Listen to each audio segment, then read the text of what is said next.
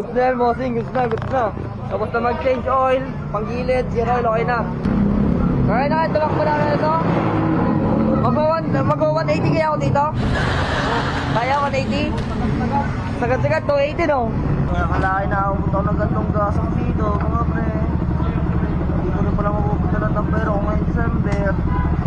Kaya sa mga kamag-anak, patay sa mga silang pa ko dito.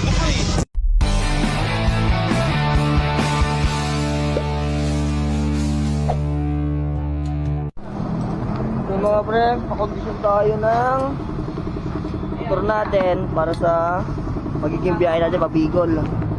At medyo matindi-tinding biyahe ito. Itong belt ko kuya, okay ba naman to, no? Okay pa to. Yung papalusin lang natin dito, bola, slider seat, tapos palitos ng bilet.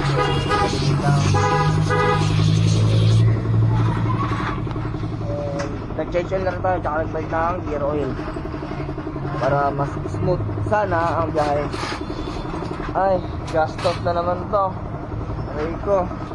Okay, Yamalog. Well, Yamalog din na gear oil. Buti goods pa yung glass spring ko, boss. Kasi one time ko pa lang napalitan yan eh. Almost 1 year na. Ang goods pa naman.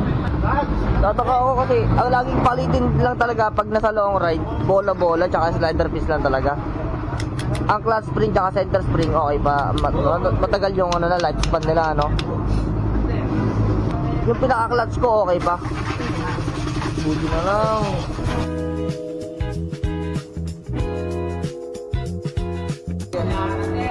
Magkapatalo. Pa-condition na rin siya, oh.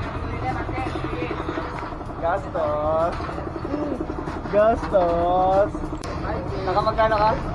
5K, pa-condition pa lang, 5K na. Aray ko. Pwede mag-video? For the vlog. Ate, may gulong kayo, 110, 70 by 12. Ay. Height out. Ito. Wala na. Ate, pwede sa akin to. Ha? 13, no? Dapat yung rim mo, 12. Tapos yung size niya, itong magputog na. Pwede siguro yung talian na lang. Talian ko na lang kung di ka siya, ano.